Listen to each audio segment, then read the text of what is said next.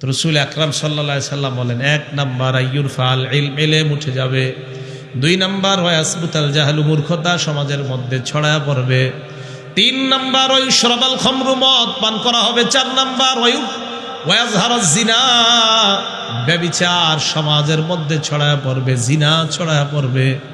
এমন কোন ঘর বাকি থাকবে না যে ঘরের মধ্যে জিনা নামক অপরাধ থাকবে না। আপনাদের এলাকারও এমন কোন ঘর বাকি আছে কিনা আমার জানা নাই যেই ঘরের মধ্যে জিনা হয় না। এখন একটা হাদিস বলবো, বলার পর আপনি বুঝবেন আপনাদের ঘরে জিনা হয় কি হয় না।